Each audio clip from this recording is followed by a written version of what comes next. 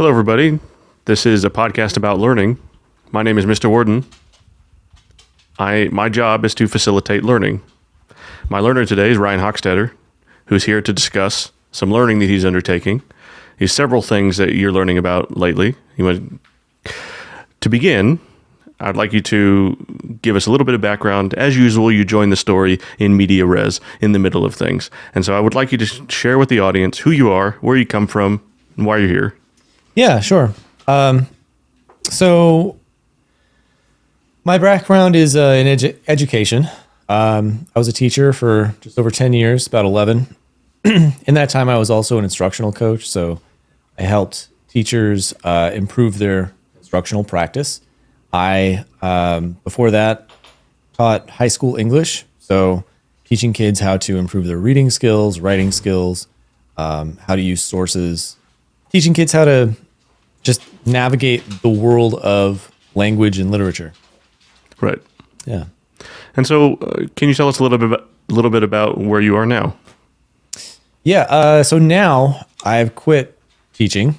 I'm no longer a formal teacher in that sense. I don't work in the public education system, and I'm trying to build I'm basically transitioned to being an entrepreneur. So I'm studying entrepreneurship, learning about content creation, how to develop YouTube video, how to edit, and just like the basics of setting up a shot and how to create video. It's tough. It is. There's a ton of stuff to learn. I've picked up a couple of guidebooks, and I'm just blown away at how much there is to learn that I've never thought about before. And it is very much like an onion, because there are whole books written about lighting, and there's whole books written about recording, and there's whole books written about shot composition and cinematography. There are people who go so far as to establish like cinematography techniques in their YouTube videos. Mm-hmm. There are people who there's tons of stuff about drone photography in YouTube videos. It's an immense practice. Right. Yeah. So I got a hold of an introductory video. It's got little exercises in there. It tells you, introduces a concept like lighting, or angles, or certain shot angles or whatever. And it offers little like practical exercises. Like, okay, try this. Just introduce this concept. Now try playing around with lighting, or take a shot at this angle or this height or this distance and see what that looks like. Yeah, tell me a little bit more about that. What kind of videos are you trying to make? Yeah, well, I haven't gotten too far into it yet, but I have started with I'm basically just starting with YouTube videos, like sitting in front of the camera at your desk and just talking into it. Which inside of that, there's a whole subset of skills involved, right? Like scripting and like public speaking, just being able to maintain eye contact and speak comfortably in front of a camera. Right. Like there's the whole thing is like layers of skill set. Yeah, absolutely. Right. And what kind of stuff are you talking about in those videos? Well, like I said, I haven't really developed a whole lot yet. Yeah. Right now I'm just kind of like trying to break the ice with myself of like sitting in front of a camera and just talking about sitting in front of a camera while talking, right? Like it's just probably not intended for a mass audience yet, but just trying to get the basics of the basics, starting at a very fundamental building block level, just breaking the ice and trying to be comfortable in front of the camera. And that's a huge thing. It's a massive thing. As somebody who's tried to make YouTube videos for a very long time, I'm not even necessarily comfortable with it. It is a enormous undertaking to try to regard yourself in that way, because you have to look at yourself and you have to not only be yourself and be authentic and be relatable and be cool and interesting, but you also have to then look at yourself and edit it. Right. Yeah. And not be self-conscious about it. Because now you're getting into a situation where it's like, okay, I now have to make myself look good to somebody else. Mm-hmm. And that can be a very difficult exercise. Yeah, it sounds like a bit of a mind warp. Yeah, it absolutely is. let's talk a little bit about entrepreneurship. Yeah. Where has that journey led you so far? Yeah. So it's been a journey through various, I don't want to say talking heads, but like I should say gurus. Good bands. Yeah.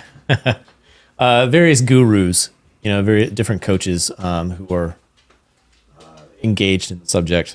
I don't think they would call themselves experts, but someone who's involved in the field. So I started with a book by Graham Cochran. No, I'm not getting paid any affiliates here. I follow a lot of people on this podcast. Yeah. If he wants to reach out and set something up, that'd be awesome. But he probably doesn't need me. But yeah, my girlfriend gave me this book. It's called How to Get Paid for What You Know.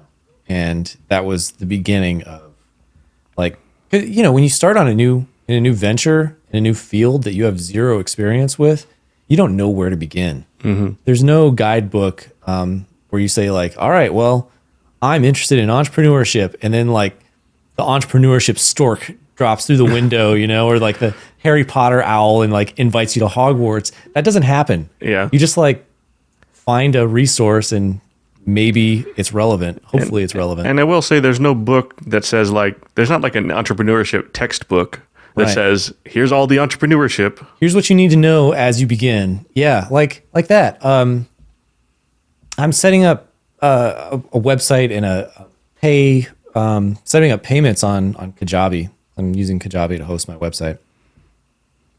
And it asks you, what's the name of your business?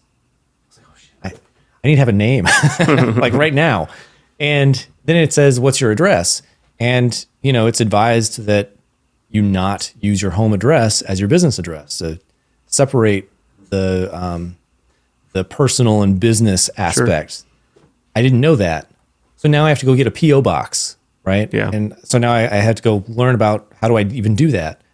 That would have been nice to know before paying $500 for this thing and getting into it. And there's a number of things that would have been excellent to just have out of the way before I begin. But there's no, like I said, there's no stork that stops in and tells you as you're getting ready, here's your expedition checklist.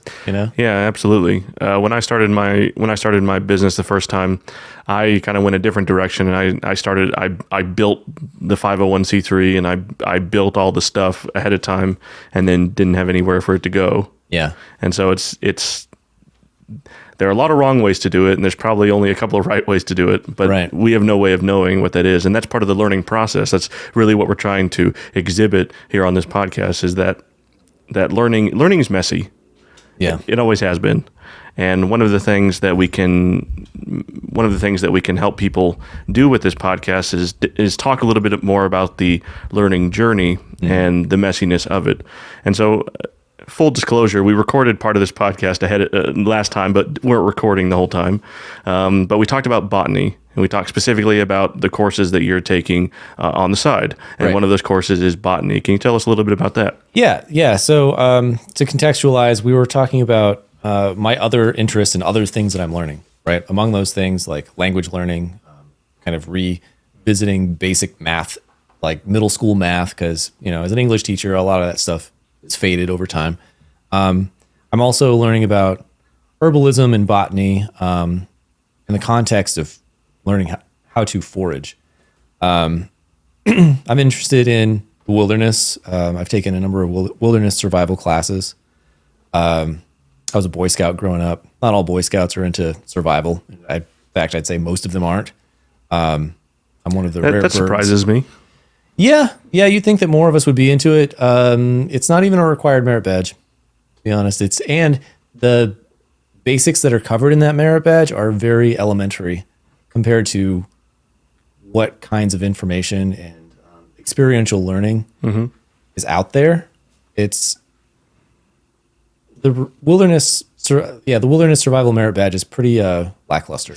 Interesting. Let's circle back around to Boy Scouts, because there's a whole chunk there that I'd like to get to one day. Yeah. But you're taking a course on Italian, Or you're doing Duolingo? I'm using Duolingo to revisit Italian. I minored in Italian in college, and which means I took 6 courses on it, and I studied in Italy for 3 weeks. Wow. It was awesome. I didn't know that. Yeah, it was beautiful. I went to Florence, spent 3 weeks there. I went to a ton of museums, been up into the Duomo. I saw Michelangelo's David in person. He's huge. Probably twice the size of this room in height alone. And it was a beautiful experience. I was at the time that I graduated, or at least had finished that minor, I was semi-proficient. I wouldn't say that I was an expert by any means. I was probably entering middle school level conversation. And so what brought you to try to Yeah, my girlfriend and I are talking about planning a family vacation. So my family has Italian roots. My last name's Hochstetter. That's German. But my great grandfather, great grandmother were from Italy. Their last name was Rinaldi, from a little town outside of Rome. And so with this idea of planning a family vacation a couple of years out, I figured it could be an opportunity to revisit and refine my skills a bit. They're going to be looking to you to help translate. Yeah, exactly. Yeah. Minor in Italian. Yeah. So I'm excited about that. I'm looking forward to being able to offer that to my family. Well, you have a task. You have a real assessment, right? A real experiential assessment to look forward to. Yeah, that's pretty novel. Yeah. So, Duolingo's got this self-assessment, and you open up the app and it says, "How much Italian do you know?" It says, "I'm just starting," or "I know some basic words," and it's got like 5 different levels you can reassess or self-assess. It has these 5 different levels that you can use to assess your level of proficiency. And it gives you some, exercises. It says, can you read this? What does this mean? Translate that. Speak this language or speak these words, or how would you respond appropriately to this question? And it's all in Italian. Interesting. Yeah. I found that I was able to not skip the first class, but to get near the end of the first semester. Okay. Italian. So I'm not bad, not having spoken it in 10, 15 years. More than I know. Yeah. Sure. And you also are taking a math course. I am also taking math, also in Duolingo. Yeah. Which some consider to be the universal language. I would consider it a language, that and music. Yeah, they also offer a music course. But I don't have any background in music, so the tasks that it asks me to do are pretty... I don't know what I'm doing there. I think I need more formal instruction. Okay, fair enough. Yeah. How would you go about seeking formal instruction in math or music as an adult? Yeah. I suppose I would find someone who has experience in it. Yeah. I also don't hang out with a lot of musicians or anyone who teaches music, or Brian might have some experience. Our cameraman today. Though last I heard, you weren't doing, like, you were looking at getting an instructor to learn how to play piano. Yeah. Is that working out? I know a bunch of people who do. You do hang out with a bunch of artists, a bunch of musicians. Yeah. That's true. That's something those people will talk to sometime in the future. Yeah. I also understand that Apple computers come pre-equipped with like instructions on how to play an instrument, but I haven't played around with it. Oh, interesting. I've never heard of that. Yeah. Oh, you mean like from the phone? I think it's through GarageBand. Okay. Their app. Yeah. Okay. It does come with GarageBand. Yeah. I think GarageBand has got like videos on how to play basic songs. That's awesome. Yeah. I think it's really cool. And I think it's really cool that the more learning we can get into the world, the better. Yeah. But the other course that you were taking is botany. You're taking a botany and herbalism course. I am, and that's through Herbal Academy. Yeah. Yeah. And that's a service, a website. It is a website that is actually courses that I've paid for. Everything up until now that we've talked about is free through Duolingo. Mm-hmm. That one is a more paid course, and it's much more formal. I take a lot of notes. Okay. A lot of notes on that. So I've reached a point. Even being a Boy Scout, I've always struggled with plant identification, like learning how to identify a plant, How to plant. how to, yeah, how to identify. Like, how do you know that what the thing is that you're looking at is the picture in this book, Right. right? Because the picture in this book, it may not even be. It may be the same species, but it could be a different subspecies. Yeah. Which means that some of the details are minor, but that those minor details could also signify that it's a completely different species altogether. Wow. Yeah.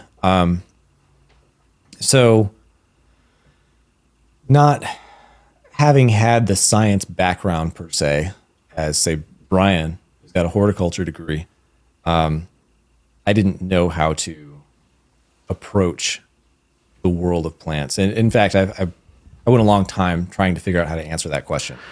Yeah, and what you're describing is what I would call an eager want. Mm-hmm. Something in your heart that says, I would like to know how to do this. Right.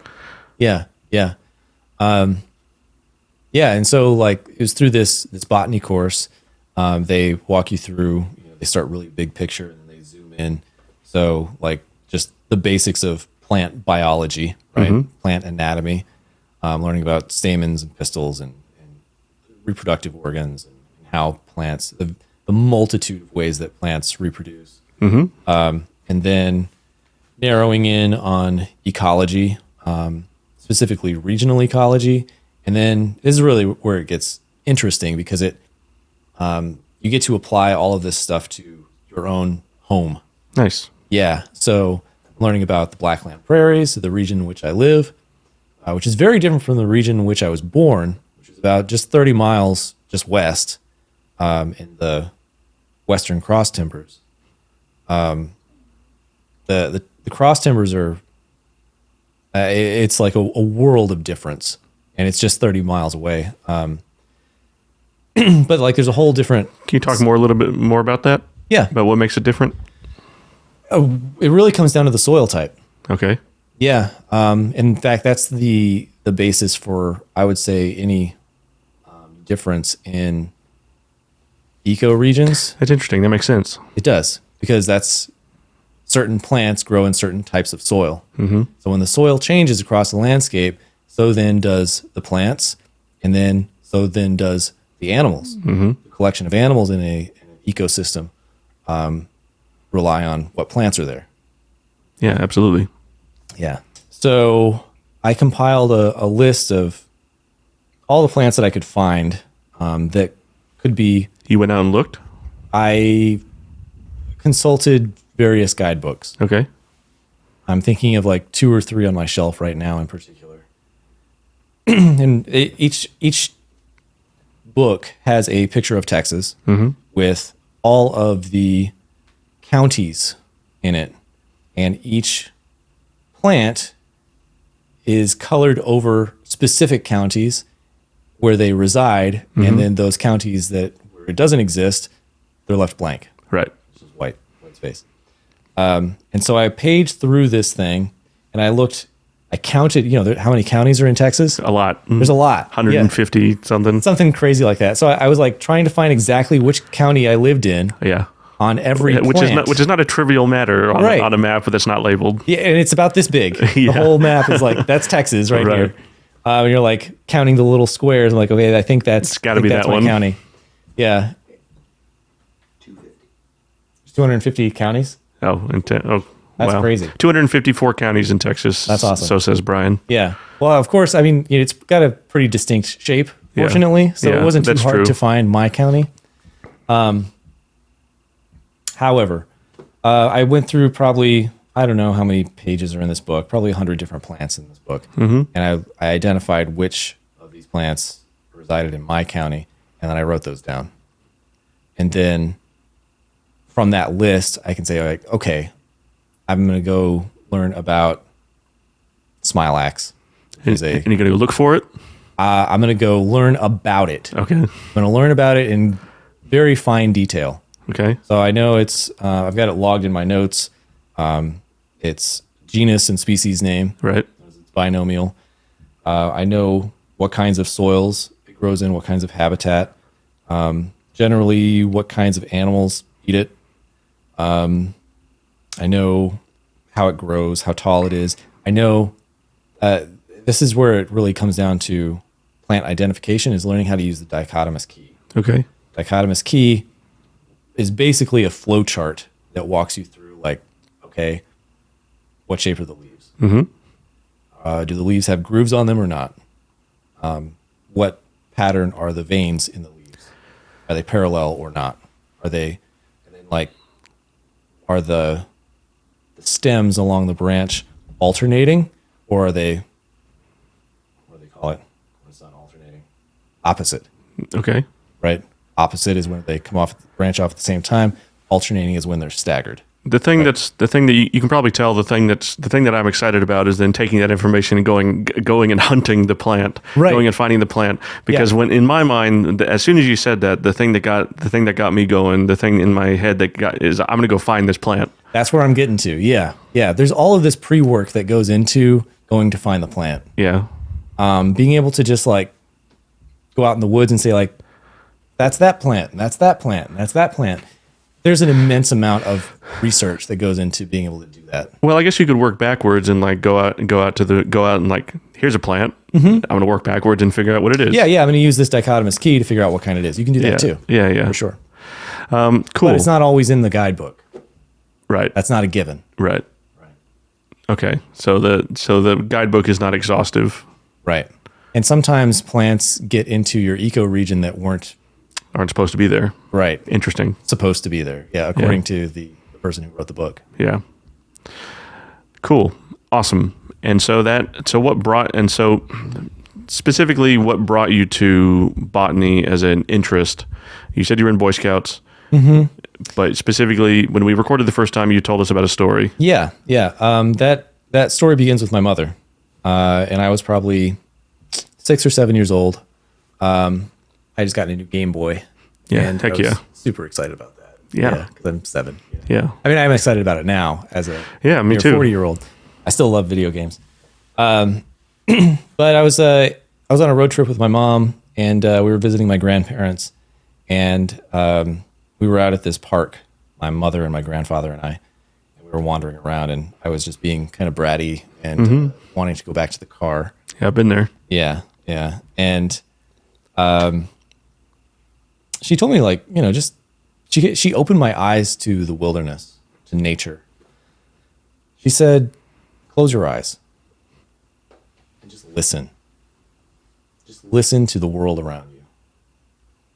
Right? Like, hear the stream, hear the wind blowing through the trees, hear the birds chirping, hear the insects buzzing. And then pay attention to the smell. Right? So she was walking me through this mindfulness practice of we didn't call it mindfulness. It's really what it was. Yeah. Yeah. We didn't call it that back in the 80s and 90s. I mean, John Kabat-Zinn probably did, but not a whole lot of people know who that was. Brian did. He wrote the book on meditation. He's the guy. He's the man. And that experience you have held with you this whole time. Yeah. So, I walked through the senses. I learned, that was my first experience learning how to tap into my senses. Mm-hmm. And since then, I have discovered how to deepen that connection with nature. How so? So I've taken a number of wilderness survival courses. Oh, yeah. Like workshops over the years. And another form of formal learning. Interesting. yes. Yeah. They were week-long courses. Some of them were involved sit down, sit and get lecture style, here's how you use a knife, demonstration. Right. Don't cut the person sitting next to you on accident, kind of thing. But it was through those courses, actually, I found the significance of awareness And awareness is really that medium that drives my nature connection. There are times when I'm in the wilderness and I feel a sense of oneness with it. I can find unity through my awareness connection. Because you're also the nature. Right. Yeah. I no longer become man and nature. I am like natural man. Right. Yeah. I call it going feral. Yeah. It's really like the metaphor that we use in the school is like a symphony. Like you become an instrument of the landscape. Right. And you become part of this larger symphony that is playing around you. I can't say that I've ever experienced that. Yeah. I'd like to. Yeah. It's beautiful. It's what you're really discussing is the idea of capital T truth becoming, or basically finding something that's real and actual about yourself and the world that you happen to find yourself in. Right. Yeah. Yeah. It's gratifying like nothing else I've ever experienced. Yeah. It's spiritually fulfilling. And one of the things that we talked about in the previous podcast that we recorded and lost was how that is so important, that oneness is so important, that capital T truth is so important to you. And we would like to try to find a way to marry that to this idea of having to make money in the world, right? Our entire venture here, our entire idea of Rediscover Experience is helping people pursue passionate work. The wilderness is what you're passionate about. It's something that you care about very deeply. Right. But there's this whole other element to living that we in the world right now in America that has to do with we have to make money to live. And sometimes those two things can't marry each other. Sometimes those two things don't go together. Right. Yeah, and I spend more time doing things so that I can make money rather than doing the things that I actually love and find spiritual fulfillment from. Yeah, and that leads us all the way back to entrepreneurship. That leads us back to finding ways to make money in a more passionate route. Right. Yeah, and it's not that I don't find entrepreneurship interesting or video making interesting. Over the course of my life, I've become a better learner than I was at the beginning of it.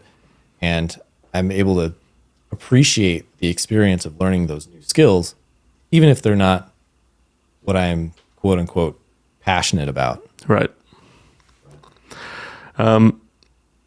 So one of the tools that we utilize in the project-based learning classroom is the list of knows and need to knows. We make a list specifically about things we know about the project or the learning that we're about to undertake, and a list of things we need to know about the learning that we're about to undertake. Now, we've talked a lot about the things you know. We've talked a lot about things where you've been. Where do you see yourself going into the future? What are some need to knows that come up for you? They can be about entrepreneurship. They can be about video making. They can be about botany and nature. They can be about anything. Yeah, I mean, well, that's pretty much pointing at the things that I'm learning next, right? So in entrepreneurship, I've studied a bit about, I've read Cochrane's book, and then I've read Eric Ries's book. And so those are two things that I know, but they were both 6 months ago, things that I didn't know. There were things that I needed to know. And so I happened upon the resources that I needed in order to get those needs and knows met. The challenge, though, Graham, is that I didn't know that I needed to know those things. Right. They were exactly. unknown unknowns. Right? If you think about it in a quadrant of things you know that you know, and things you know that you don't know, those are your need to knows. There's also things that you know that you don't know that you know. Yeah. Right? That's your unconscious stuff. Yeah. I didn't know that I knew that. And then there's things that you don't know that you don't know. Yeah. And that's like the deepest dark area to. Yeah, it's the shadow. Yeah, right. But in a more practical sense, things that I know that I need to learn. That would include the next chapters in my video making book. there's a chapter in there that I'm thinking about in particular it's about the YouTube rant. Okay. Being able to sit down in front of being able to sit down and talk. Yeah, I haven't read that. Yeah. I know that I probably should because that's like part of what I want to do. Right. Right. And I should probably do the exercise that's associated with it. I know that I have a list of additional plants that I need to learn about in herbalism. Those are need to knows. Well, you were talking to us before, and I don't know if you want to talk about this or not, Sure. but you were talking to us about the course that you want to put out as your next steps. Yeah. Yeah. Are you talking specifically about the curiosity course? Yeah. Yeah. So that'll be my email course. It'll be free to the viewers, to the audience. That it's about how to develop your curiosity. Mm-hmm. Yeah. It's a 5-day email course. It's free. Walks you through some anecdotes and experiences that I've had in developing curiosity, and also gives you some practical exercises. As you know, curiosity, a big deal for me. Yeah. It's really what drives learning. Yeah, it is.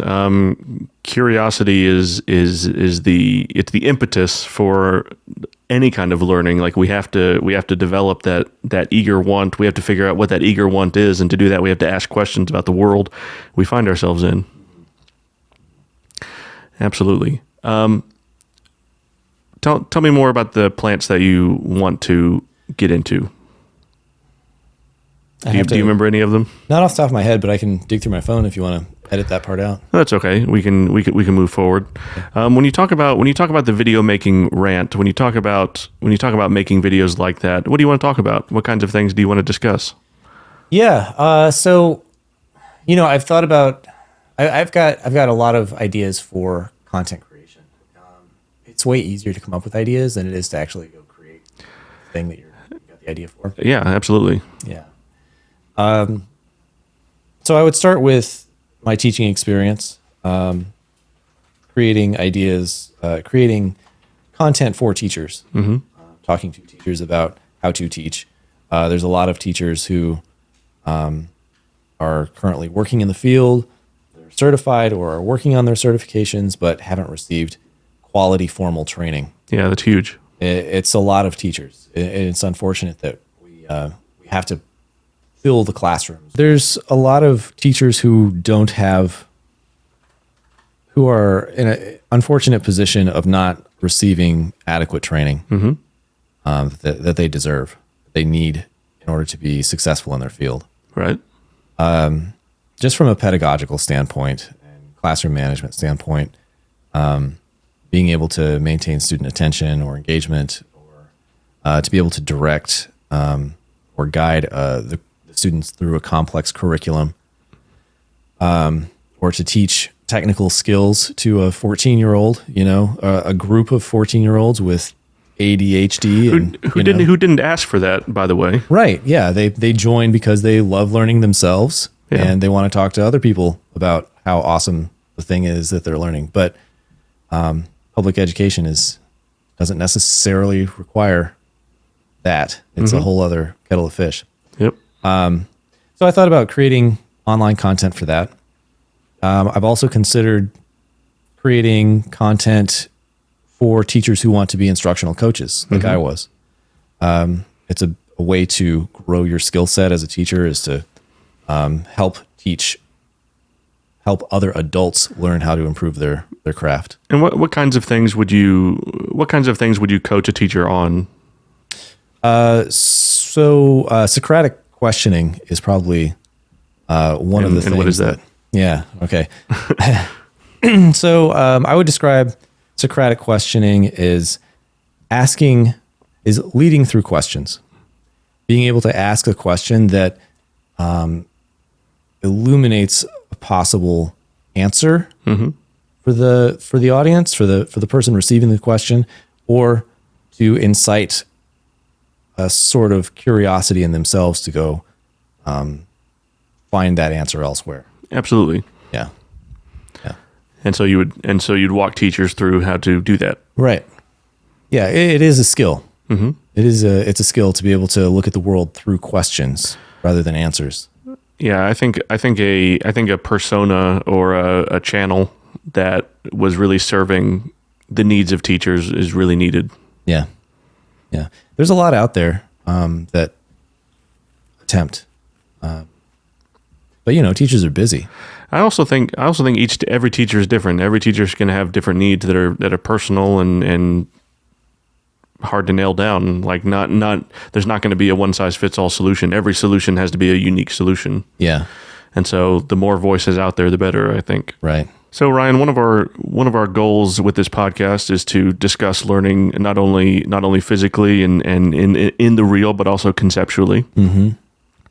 And so learning is something that's very deeply important to me. You know this. Mm-hmm. Anybody who knows me knows this, that the act of learning is sort of how you commune with the world, how you live in the world.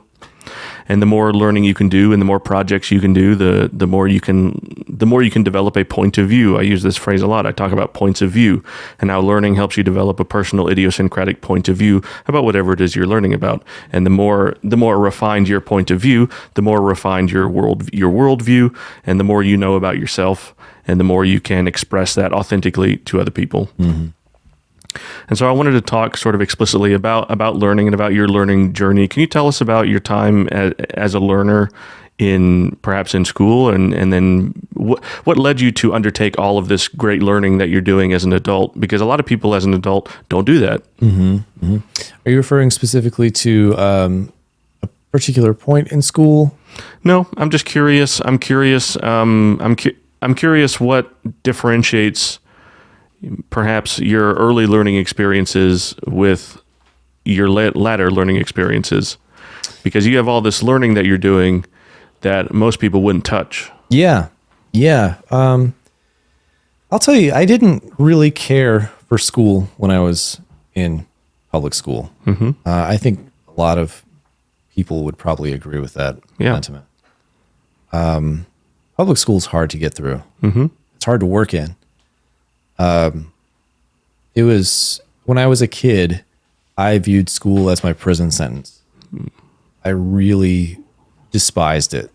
And I used that actually as an educator when I was in school teaching.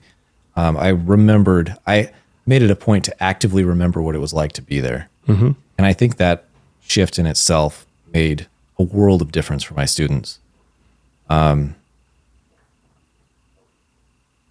Because when you realize that, like, the person who's forced to sit in front of you may not want to be there, mm-hmm. it approaches your approach to them changes, right? It's a matter of considering your audience. But I didn't really love learning, I would say, I didn't learn to love learning until I was in college. Okay. And college was a whole different ballgame. I realized very quickly in my first semester that the things that I was doing in high school to get by were not going to work. Right. In college. I had to be an active participant in my learning. So that was when I learned to really take notes, to really read closely and critically. That's interesting. Yeah. I didn't have that experience You didn't in college. What was yours like? My college experience was very much like my high school experience. It felt like an extension. My high school experience was kind of similar to yours. I spent a lot of the time not participating, being very passive, being on a ride that was about to be over. Right. Yeah. And in college, I thought it was going to be different. And my few years in community college were very similar to high school, as you can probably imagine. Mm-hmm. But then when I went to university, it continued that way. And I became very disillusioned with the idea of learning. And it's interesting that we both have found our way to learning via these different paths. Yeah. I'm curious about what shifted for you into learning. How did you get into gear? Okay. So becoming a teacher. Yeah. I was going to drop out of college multiple times, and my degree is in physics. I went to a school that is not known for their physics program. Their physics program is not that good. Mm-hmm. and I was going to drop out, but there was a sign that said, "Hey, if you are a science major and you want to be a teacher, come try this." And I tried that, and it turns out that's facilitating learning is what I wanted to do with my life. Yeah. And then that led me down this whole path of, well, why is that? Why is learning good? What makes it good? Right. And I wrote a whole book on the subject, and that's what we're in the process of proofreading right now. Mm-hmm. Yeah, cool. My foray into teaching was less direct, I think. I started teaching actually when I was about 19, unbeknownst to me. Actually, prior to that, let me rewind a little bit because I have a story that leads up to it. Go on. So, as you know, I teach English or taught English. I'm an English major, and but when I was in high school, I didn't want to teach. Mm-hmm. I didn't want to study English. I remember sitting in the back of my English teacher's class, thinking to myself. I remember we were reading Emily Dickinson poem. I forget exactly which poem. I could probably identify it if I read it again. I don't know any. I don't know any of them. Yeah. So I don't think I've ever read one. It doesn't matter. It doesn't matter. It's okay.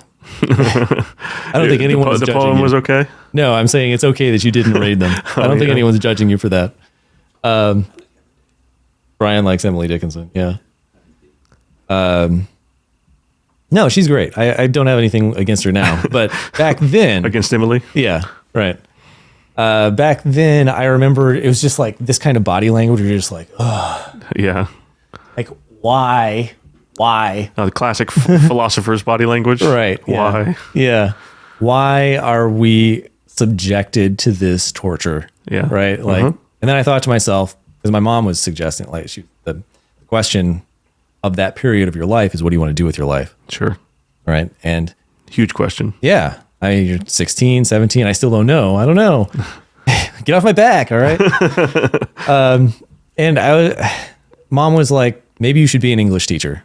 Like Mr. Curl, Mr. Crivello, they're your two favorite English teachers. Like, just because I have a favorite English teacher doesn't mean that I should be an English teacher. Right. Turns out I became an English teacher. But I remember sitting in the back of the class, like, I don't ever want to be a teacher, Yeah. let alone an English teacher, Oh, I was there. let alone, I was back there with you. yeah, let alone an English teacher of poetry, which became my concentration. Mm-hmm. Right. So never say never, because I did end up, by the time I got into college and I started learning how to learn, I fell in love with it. Learning as a concept. I fell in love with poetry, Okay. English, language, literature. It's a good. I've said this before. It's an immensely good power. It is Command of the English language. That's a good power. It is In the list of things that you can be good at, that's up there. Yeah. In terms of on a global scale. Sure. English language. That's good. Yeah. So when I was going back to that first semester, I actually started off as a biology major, Okay. and I was taking bio for bio majors, and it was pretty intense. Yeah. That was the course that they used to weed You want people out. to talk about binomials? Oh man, we didn't even get to plant botany. Yeah. That was second semester. Cells. Yeah, I decided that biology was not for me. Yeah. After that first semester, You got weeded. I got weeded. Yep. And I came across this book. It was titled. I came across this book. It was titled like "How to Succeed in College." Okay. All right, and it's probably only like 100 pages long. It's very short, like almost pamphlet size, and it talks about how to read a textbook, how to pay attention in lectures, how to take notes. That was a big one, like learning how to take notes while reading, and like being able to hone in on the most important concept in a given paragraph or within a section of text. That's a skill that Yeah. I try to teach my students, but I didn't feel that I came equipped with it in college, not explicitly.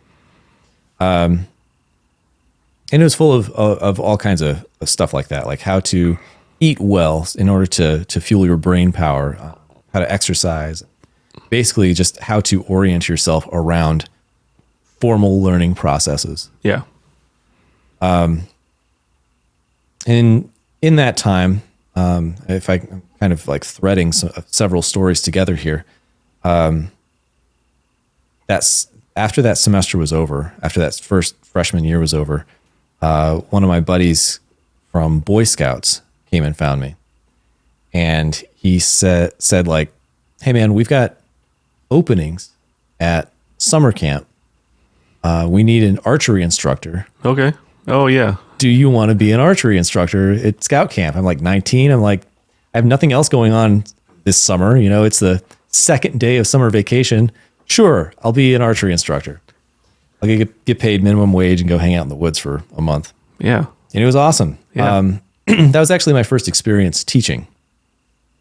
So teaching kids how to hold a bow, how to not shoot each other, when to fire downrange, the anatomy of the bow, you know, how it's constructed and how to stand. And what a great subject to cut your teeth on. Mm-hmm. Yeah, Archery. it was fun. Yeah, fun and interesting. Yeah. That's physical. Right. Yeah. Experiential. Yeah. I loved it. And the kids thought I was cool. You know, like every year at summer camp, if you've never been to summer camp, there's always like this really cool instructor. Like he's like, you got this whole array of instructors. It's a kind of like Friends where you've got different personalities of cast members. What do they call that? It doesn't matter. I can't remember. It'll come to me later.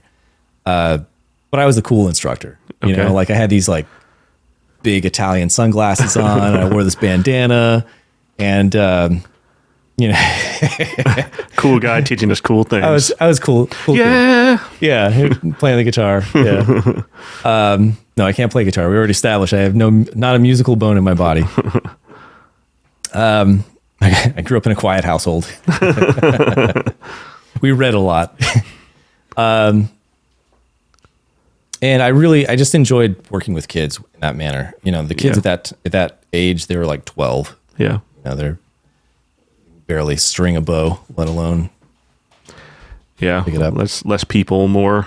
Yeah. More some kind of sponge. Right. Yeah. Some kind of organism. Mm-hmm. Yeah. And as I continued through my college career, I found more and more people to teach. Mm-hmm. You know, I moved on to being a tutor, and then a group tutor. So it's private tutor, group tutor. And then I went to go work in the learning center where I trained tutors.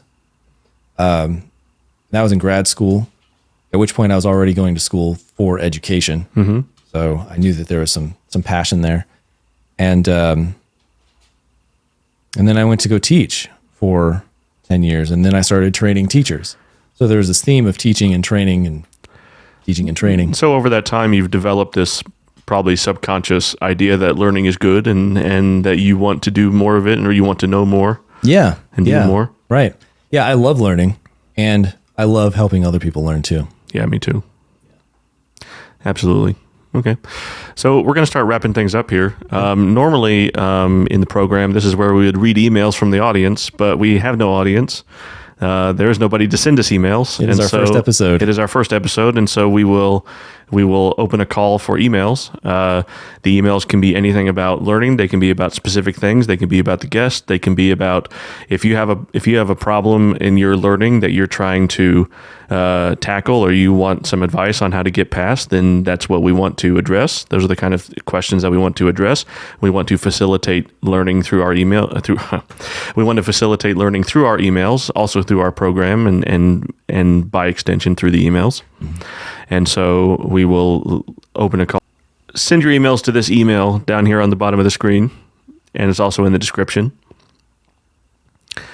And that's probably where we're going to leave things. Ryan, do you have anything else you'd like to discuss about your learning? I'm sure we could go all day. Yeah. I don't know. I would just say that learning starts with curiosity. Mm-hmm. That's the seed. You know, if you could develop one trait for yourself, I would say do yourself the favor of becoming more curious. Yeah, ask questions, seek answers, find projects. That's it. That's what it's all about. That's what it's all about. Cool. Yeah. Thanks, Graham. Yeah, thank you, Ryan. Thank you for coming. Yeah. All right, so long, everybody.